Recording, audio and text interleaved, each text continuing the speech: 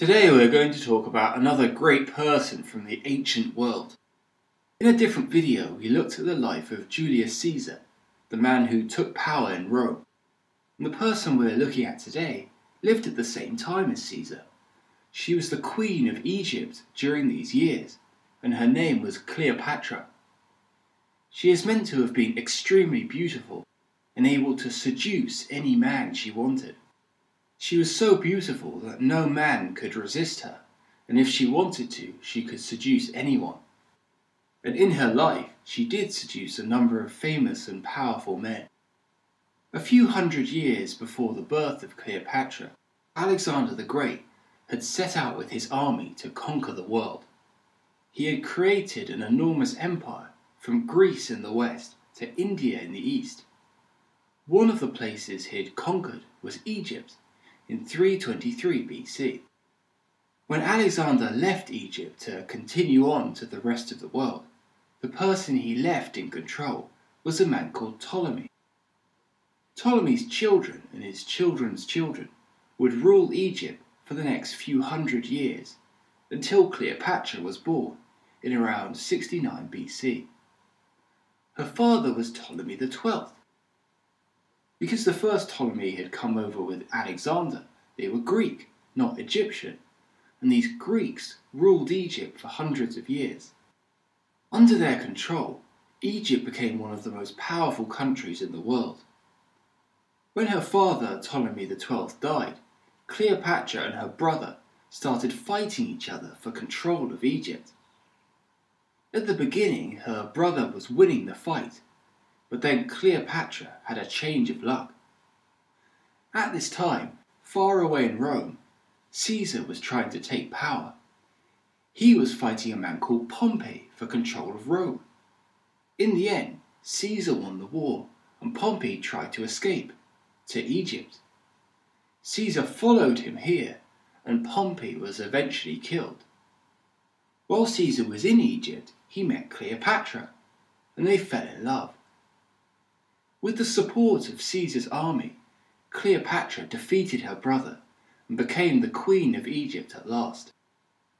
Caesar and Cleopatra had a child together, a boy, but then Caesar had to return home to Rome.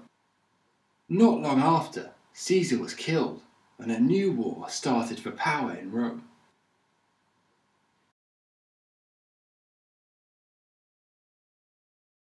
This new war was about who would follow Caesar, who would become the next leader of Rome. The two main people fighting were the person Caesar said he wanted to follow him, Augustus, and another man called Mark Antony. Mark Antony had also been a friend and supporter of Caesar, but he didn't want Augustus to be the next leader. He didn't agree with Caesar's choice of who would be the next ruler of Rome. Around this time, Mark Antony also met Cleopatra. They too fell in love, and Mark Antony went to Egypt to live with Cleopatra. Even though he was in love with Cleopatra, he was still fighting the war with Augustus over who would follow Caesar. Augustus was clever, however, and he used Mark Antony's relationship with Cleopatra to turn the Roman people against him.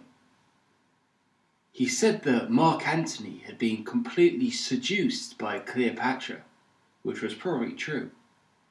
He said that if Mark Antony won the war, he would try and move the capital of Rome away from Italy to Egypt.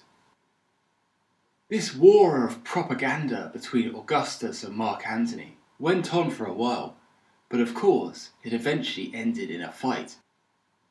This battle, came in the year 31 BC. The army of Augustus and the army of Mark Antony and Cleopatra finally met for a battle at sea, just off the coast of Greece. It was Augustus that won, Augustus who defeated the two lovers. They tried to escape back to Egypt, but Augustus followed them and took control of the country. Mark Antony then got the news that Cleopatra had died. He was so upset that he killed himself, using his own sword. However, the news wasn't correct. Cleopatra was still alive, But when Cleopatra heard what Mark Antony had done, she then killed herself too. She didn't use a sword though, she used a snake. When the snake bit her, its venom killed her quickly. After her death, Egypt became a part of the Roman Empire, and Augustus became the next leader of Rome.